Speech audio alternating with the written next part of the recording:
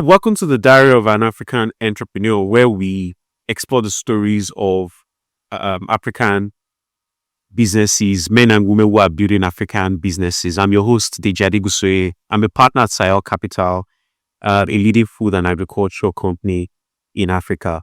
And today I will be interviewing the MD and CEO of Sourcing and Produce Nigeria Limited, Lanre Awojoodu.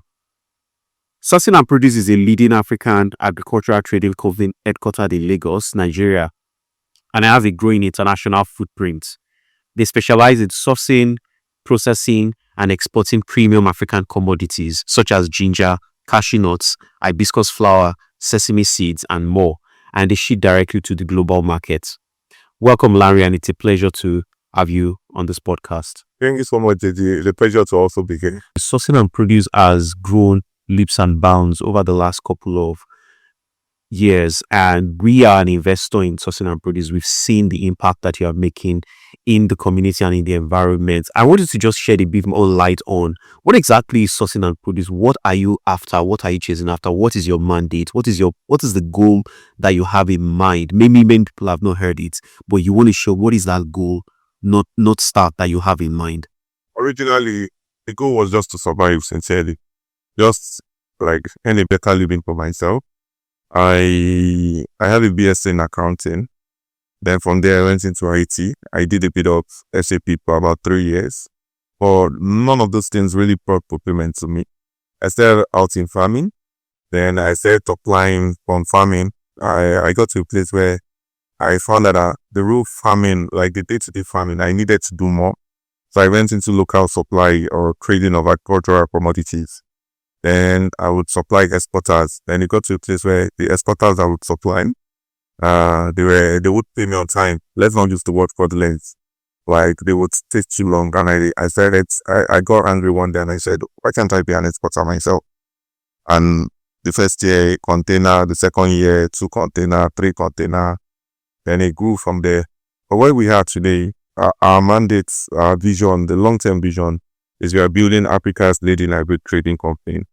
And what does that mean? Is that we are trying to build a company of the, in all humbleness, of the stature of like a Cargill or an Olam. Today in Africa, with all due respect, a lot of the major players on the African continent, in its food alternate, in the agri industry, in my experience, are not originally Africans. So what is stopping us as Africans from owning something that is truly that stature and that is driving things for our people? So that's what led to the expansion of Sourcing and Produce from just a Nigeria company. Today we operate in 4 African countries. We just even launched Liberia. We operate in Nigeria, Tanzania, Malawi, Zambia, and now Liberia. There are also other countries that we operate from, but we are not registered there. We also operate in Burundi because it borders with Tanzania. So we go into Burundi from time to time. We've also gone into Kenya also. So we are building Africa's leading hybrid trading company. On a day-to-day mission, what we are doing is taking produce from smallholder farmers in Africa's farming communities to global players. So one, we are solving the problem of market access. A lot of farmers don't have market access for their products.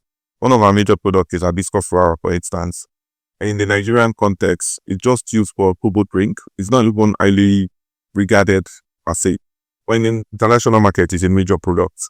And we've been able to do a lot of follow-up for this to the global buyers for this product. So 2 missions, one vision is the global, building the global, leading global company. The second mission is that we are helping smallholder farmers in African communities to access international markets. So Lanre, you talked about the expansion you're already doing in some of these countries. Are those countries more like supply chain route for you, or are you also seeing those as markets where you can sell into in Africa? So as of today, they are sourcing operations. We are not trading into Africa at the moment. We've done a few in the past. I've been in the industry 15 years, and in that 15 years, personally, I've traded to more than 55 countries. The African country I've traded to is South Africa and Morocco. I've done South Africa and Morocco in the past. Within West Africa, it's a bit harder because then I found out that if you wanted to, I think the product I was negotiating then was between Nigeria and Ghana, and the product was shared nuts. I was way back, and I found out that the freight even between Nigeria and China was more expensive, and the freight between Nigeria and Ghana was more expensive than the freight between Nigeria and China. And I think that has to do with the traffic. Nigeria and Ghana, they don't trade by sea a lot, often between each other. So it's where the trade has fallen that the rates get down. So at the moment, the Nigeria and the Tanzania, the other African countries, we take their produce and we sell to global buyers like we do in Nigeria. The advantage to these clients is that some of these countries, they have a different season. At times you have the same commodity, but different season. In Nigeria, the cashew nut season is different from the cashew nut season in East Africa. Then they also have different products also, like there are products you can get in Nigeria that you can't get in Tanzania, and there are products that are largely available in Nigeria that are also not likely available in Tanzania. So at the moment, we source from this country. It's a big problem that you've highlighted, because you talked about the challenges intra-trading in Africa. Nigeria to Ghana it's more expensive than shipping products from Nigeria to China. Do you see this as a continuous problem? Because one of the things we have been pushing for is the ability to do a lot of intra-African trade. Do you see this becoming an opportunity in the future, or what are some of the challenges you see that will make this difficult to happen?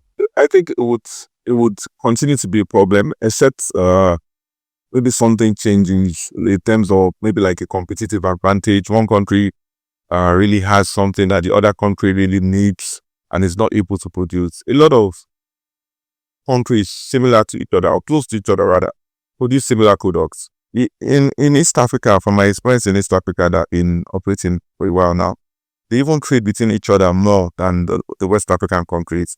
Kenya, Tanzania, they do a lot of trade. Tanzania, Burundi, they do a lot of trade. And one of the reasons why my observation is that in that region, there are a lot of countries that are landlocked. That is one. Burundi is landlocked. Zambia is landlocked. So they depend on the countries with port to move things to them a lot. The bigger thing is that there are no products that the other cannot produce to an extent or really need. That's the first major product. If there were products that were really needed, I'm sure that the trade between these countries would happen more. Yeah. So the largest part of your business, in fact, the majority is exporting to international buyers, and that of course comes with its own challenges and its own issues. You ship to 55 countries. How have you made that happen? How did you build that kind of trust, that kind of relationship that made it possible for you to be able to ship to 55 countries? One of my strengths is sales, or I would say people's person. It's a skill set that has served me well. The first thing I exported was cocoa beans. And how did it happen? I was trying to, I came up with an email. I did a company brochure and I sent it out to like all the cocoa companies I could find on the internet, like virtually every one of them. And one of them responded, and it happened to be Cargill. Okay. And it sent me like a lot of information that's the requirements they needed. We talked on the phone, but I didn't understand like any of it. Like, it was just strange to me. So I would go to warehouses in Apapa, Jora axis to find traders of these things, people exporting, toward the port. And I need some connections there. And I wasn't fully convinced about that contract. One of the things an entrepreneur must do must be very resourceful. If you're not resourceful, you cannot be an entrepreneur. And being resourceful means that if you are faced with a challenge, you find like a solution, like a way out of it. So I went on LinkedIn and I put up like a job ad. I was looking for a cocoa consultant, cocoa beans, and oh and behold, people started sending me messages. Hello, sir, I could do this. And I knew the guy that happened to be coming to Nigeria in 2 weeks, and it was Dutch, and we talked about it. I opened up to him about my challenges. And he said, look, the contract from Cargill is not even on the best. They want the cocoa to arrive before paying you. I can get you the contract that you get your payment before the cocoa arrives. I was like, really? And I, through that process, we got the contract. I learned like the exporting trade by just that association. But the major problem now was when he got the contract, I didn't have the funding for it. There was no funding. I had done all the work that could be done and the leg-wise. But in terms of capital, the year was 2000 and I think it started around late 2011. And this time, when I got the contract, I needed about roughly 8 million naira debt, and there was that 8 million naira back then in around 2011. It looks late 2011, looked like maybe 500 billion or something. Like it was just a lot of money. And mind you, then I was still an employee. So I still started talking to people. Like anybody I met, I would tell them about the project. And one of my strengths also is over time, I picked up the habit of reading. Really changed my life. I'd come across, I think it was a book or an article by, I remember the woman, a real estate mogul, and she was saying how she always sold things, even in a depression in the US, how she always sold properties. And she mentioned that how something is presented at times is even more important than what you have to say, how you present it. So eventually, I got a hall in Ikeja Airport Hotel. I could never forget. I invited some friends over and I stood in front of everybody and I introduced my company. And then I told them it was a family entity. The list of you here has known me for 5 years. Today, you're here to meet my company.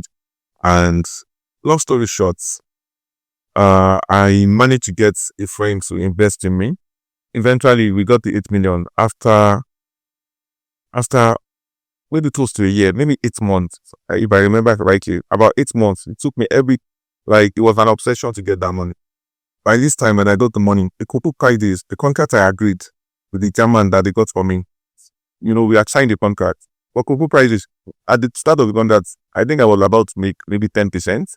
But because I didn't have the money, month after month, cocoa prices locally started going up. Eating into my 10% margin, I would check what the cocoa price was. I would see that now the margins are top right now. But eventually I exported and I made it 1% profit margin. But I was so happy. Life. I remember myself dancing. Costs had been broken. The things had been broken. Land exported. Even though I wasn't really making a profit after paying off the interest on the loan. What year was this? 2012. When I did the first export, October 2012. I was elated. I was blown away, that I had done that first export. Now I was hungry for more. So I found out that for me to get customers was not really hard for me. The moment I went on the call with you, I used emails a lot then, and I did phone calls too. The moment I called you, so it got to a place, by the second year, after the test export, one of the customers came to Nigeria to see me personally. I picked him up at the airport, and he looked at me. I saw shock in his eyes because I was in my early 30s, maybe 32, 33. He was expecting to see somebody much older. So when he saw me, he was like, sorry, but how old are you? I was like, I think I told him I'm 32 or something. They were like, wow, nice. We talked and everything like that. Larry, you've touched on some things. As we were answering that question, you talked about somebody in this business has to be resourceful. You talked about authenticity. You talked about your love for reading, how you gain knowledge a lot from reading. You talked about the problem and the challenges with funding. But I want to backtrack a bit, and this is for people who are thinking, because I've spoken to many people, and their biggest challenge when they think about the world of export is always the funding. Do you think funding is the biggest problem? What do you think is the biggest challenge? And what do you think somebody who wants to get into the export business needs to do to be able to set themselves up and position themselves properly to succeed in the business? So funding is not the biggest problem, but it is a problem. And it depends on the stage of the company. What stage are you? So one of the ways, like initially, if you don't have a reputation or you are not proving yourself, funding can be really, really hard. But there are also ways to solve it. A part of it is stable. Like today, we get about 20% advance payments, like in a year. So what I'm saying, for instance, is if we do $1 million in revenue, just as an example, we would get 200,000 in at minimum in advance. At least that's what I had at that show. I've had a customer give me $1 million before in advance for products. So it's when that's because this your buyers often would have the money. It's often when there's no trust that they are not able to a- to advance you. Then when it's a lot of volume at times, so they would hesitate to do it. But I think the first thing to do is for any project, there's the part of funding, then the part that's funding is not required. Understand the supply chain. There was a time I failed, like the business crashed.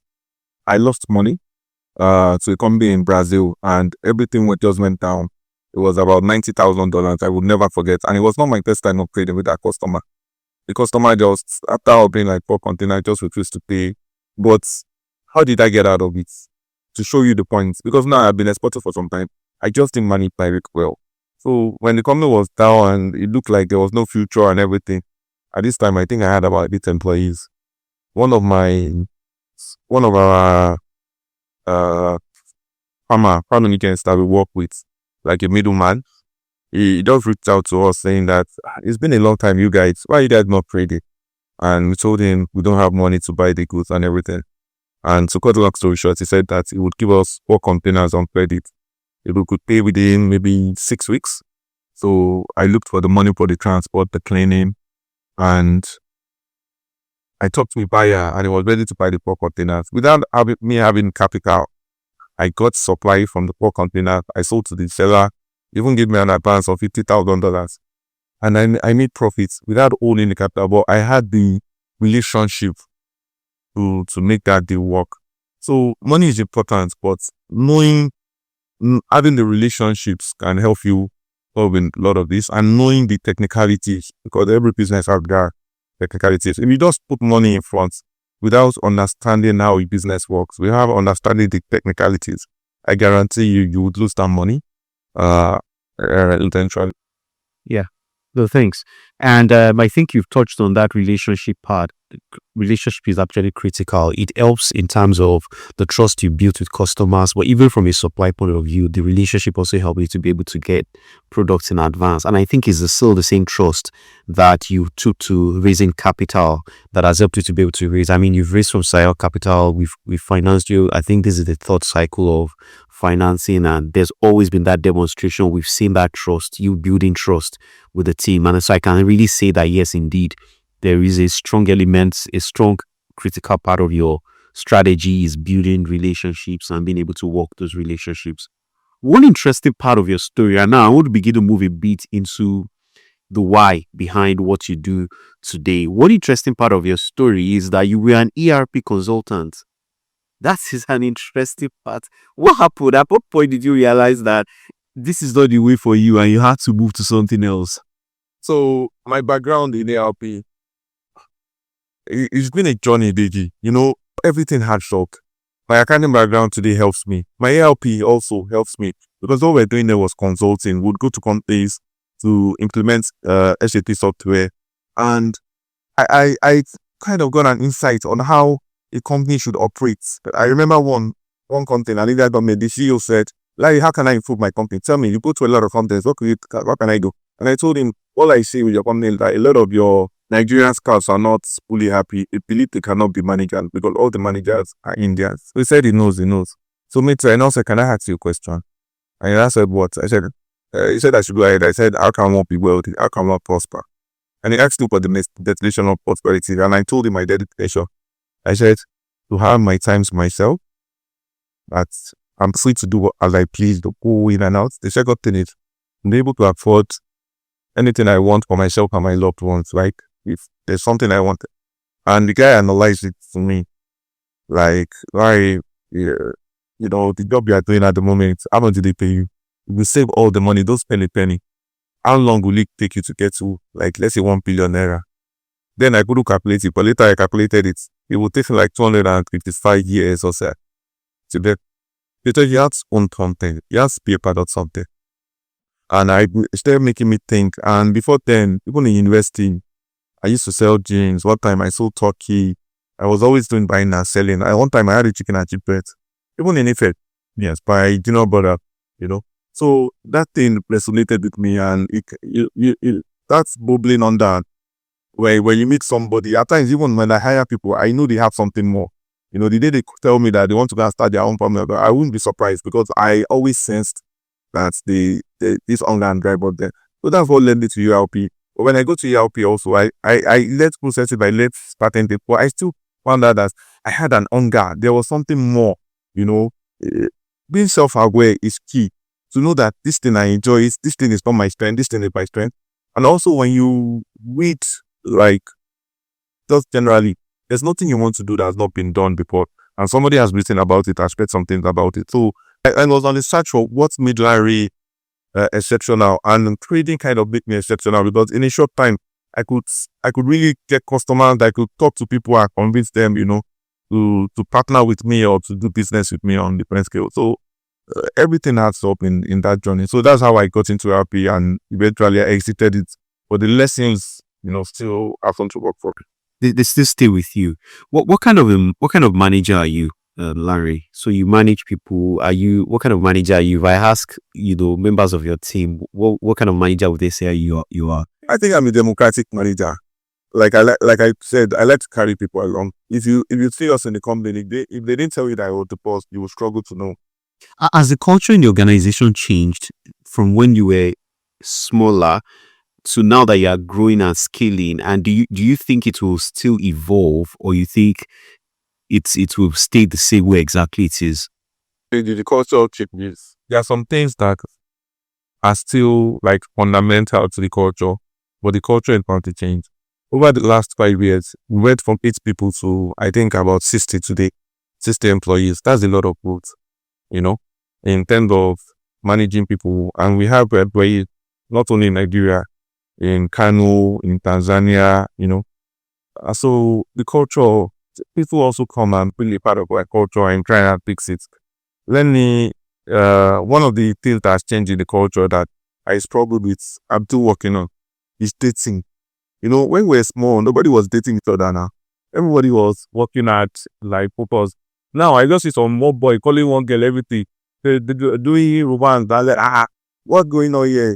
Have you not yet to work once, So one of the things I struggled with also is that because I'm in the head office here in Lagos, people in Tanzania or Kano might feel that, depending on the personality of your leader, they might feel that the Lagos team, like me now, I'm a fun person. I work hard, but I also like to entertain. So, for instance, if we are doing dirty and you work in the Lagos office, at a particular time of the month, we would call you out to celebrate you. People will come and talk about you. If somebody in Tanzania their leader in Tanzania was not as outgoing, they might not have that culture there. And so it's something that we are trying to say, because we do this in the other office, you guys too have to do this in Kano or Tanzania. You have to also celebrate your people, not just make it about work, where people feel that they can talk to you. Yeah. And earlier when we started talking, you said some things about your earlier days, and I want to go back to when you were younger. A lot of the things you've built today, I'm sure, stems from experiences you had. So can you tell us a little bit about what part of your early childhood days shaped who you have become today? I'm the first of 4 children of my mom. And like I said earlier, I had it. I suffer from a form of ADHD. So it meant that, like learning the clock, for instance, I think I started telling the time, maybe at the age of 11. That's when I could tell the time. That was a long time. I couldn't figure out the hands usually, and it made me insecure. But thanks to my mom, she was always encouraging me, even though she didn't know what I survived. But I don't think she knows till today. But the love of a mother. On my father's side too, my father, I know you won't like his videos about it. The great thing about my father is I never lacked. Even I don't think in the Nigeria context I was from an average zone. I was from more than an average zone. From the age of 10 or something, I always lived in a house my father owned, or maybe age 11. He always owned the homes that he lived in. But my father was somebody whose success was really based on academics. Academics changed his life. he struggled to go to school. He was an orphan from maybe age 16. So he put a lot of value on education. So me not having good grades in school, like all my life, I don't think the highest position I've ever come in class was 11. I would maybe a middle class or maybe slightly to the lower in some instances or something like that. So he kind of made him treat me differently, or it made me see me as a failure. And me too, I started seeing that in myself. After a while, I was timid. I would, uh, I was insecure. As I left home, I went to boarding house. I would play with my friends. I would always be talkative, but if I got home, I would be in my room and things like that. How I did my first business, that story, I was graduating from the University of Lagos and I was so fearful for the future. Like, what would I become? Then I had an extra semester that I had to write a paper, and going home to tell my dad that, Daddy, I'm not going to graduate now because I have to write an extra semester. I would just go after me. And well, I was afraid to do that. So I just decided to start a chicken and cheese joint. I was with my brother one day and we were talking. We went to Ipe and I said, look, there are this chicken and chip joint that I hang out in Unilag. Don't you think, do you have anything like that in Ipe? And he was like, not really. And me and him worked together to create one in Moves, in front of Moves Female Hall. I could never forget. It was a lot, even to find potatoes in Ife, it was really horrible. We used to sell potato from Lagos all the way to Ife back then. But that business, my dad was giving me 4K per month. I hired 2 people to do the frying and the peeling out the potato, 3K, 6K. I was so fearful hiring them. I was thinking, hey, how would I be able to pay these people salary? And the first day, I think they sold 7.5 or something. I was like, I made their salary in a day. I can't believe it. The next day, maybe they sold 12K something. I was like, for real? The third day, we went to 21. It was like the bug of entrepreneurship just caught my spirit. And by the time I told my dad I had an extra semester and he went about his chastising me and everything, it didn't really affect me because I had other sorts of income coming in. His 4,000 was not really impactful. So when I graduated, I just lost interest in the business. And now I was serving in a point. And in the orientation camp, one of my friends was just talking. I was like, this camp is so boring. Imagine we had chicken and chips, we had DSTV, we had this. And I was looking at him like, I can do this thing. I've done it before. And I left the NYC camp. I did finish my career. I came to Lagos. I went to get a space. Now, one of my rich friends, I told him he invested 50,000 naira in the business. He gave me 50,000. I paid for space in Mami Market and apart from Guinness Nigeria, I was the highest selling vendor. Wow. Like people, Mr. Larry, even people didn't know I was the copper. I was a party popper. They papi you're coming and they like a chicken at you. They will call another. Well, that business, I learned a lot in running it because now I was thinking about, that's where I learned delegation. I did a lot of things myself running that business. Like I would have people working for me, but if they want to buy potato, I'll still be the one to go with maybe one of them. If they want to buy chicken in Ijora, I like keeping busy. But I saw that I was taking its toll on me. I would wake up in the morning, I'll be so tired to even go again. And we were just opening from 6 to 10.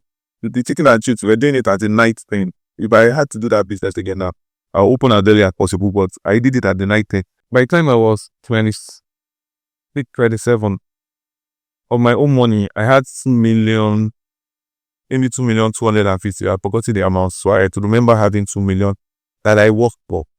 They did. So I was very cocky. My mom was like, Harry, well, look for a job diversity. Traditional. No, I'm not working for anybody. I had a car that I was driving. I was feeling cool.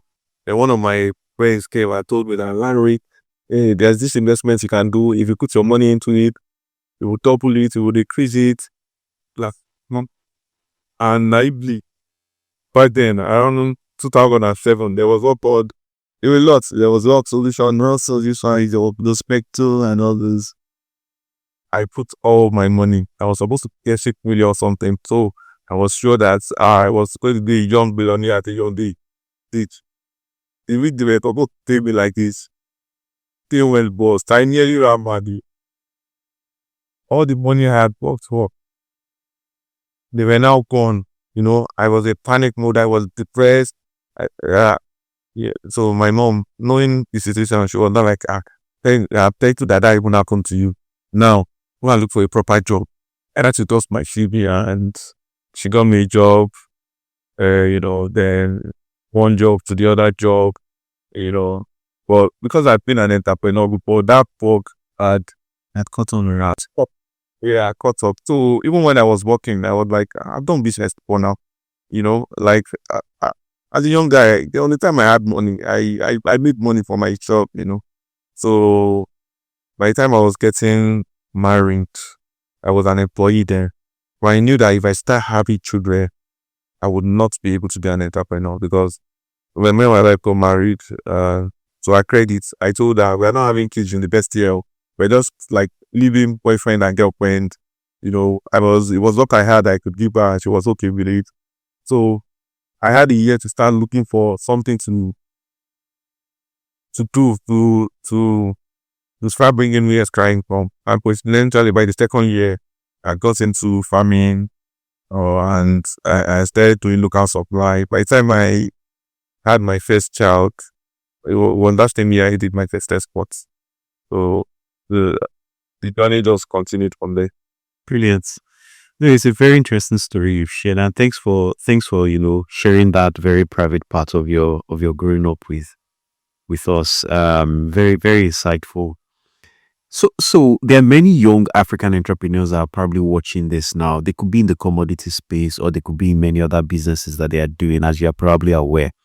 And they are watching you, and they are dreaming of making their own impact one day. What message do you hope that your journey will send to them? So the first thing I will tell you is, first, be self-aware. So when I say self-aware, find out what kind of person are you. Take a pen and paper, talk to people.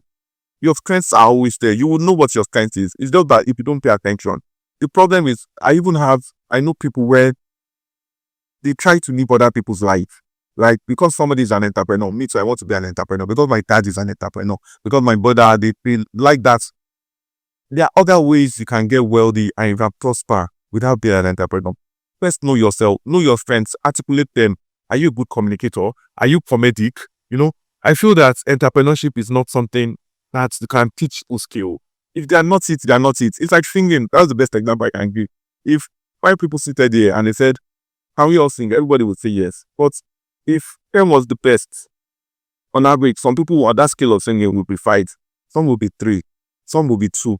If they do the training, the voice over, they get a voice coach and everything, maybe the person is with a 5 can get to a 7. But there are some people, the day they were born naturally, they were already on an 8. Some people on a 9. When the coach comes in like this, with the training, they get to 10 day. So you have to look for what your competitive strength is in life. This thing works with me. It comes naturally to me.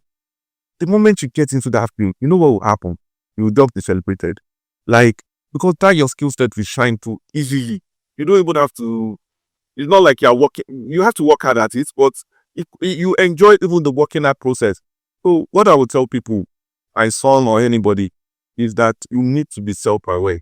What are you good at? What comes to you naturally? What are you outstanding at? And people will tell you, they would know. Some people would say, Larry is very funny. Larry can, this Larry guy or whatever. And those skills, they have a lot of application. If you're a good communicator, you could be a good teacher, you could be a good presenter, you could be a good host, you could be a good preacher. There are so many applications, like for a lot of skill set. So knowing what you are good at is really cool. Thank you, Larry. And my final question is this. If you had to write a diary to your younger self that is just starting out, what will you tell him? Trust God. That's what I would say. Pray and trust God. Like, I'm not trying to be spiritual. You see, in this life, every man has a purpose. And that purpose is not really you. It's not really, even though it's about you, there's the great design in it. So, like, you need direction. You need God guidance in a lot of things. You can't, like now, like I want to make some decisions. I would have to pray, meditate, think well about it. Some of the things that I think have limited me in life or made my journey longer that I have had to learn over time. If Before, when I was looking for capital, because I wanted capital so badly, if somebody just offered me money, I would jump at it. Now I know that not every money is my money. Yes. If somebody offers me money, I'm always looking at the personality of that person. And if you pay attention, they will tell you who they are. They will show you. There are some problems that are avoidable, even right from the very beginning. Awesome. Thank you very much, Larry. And we've been listening to Larry Awojoodu, the CEO and founder of Sourcing and Produce Limited. Thank you very much for listening.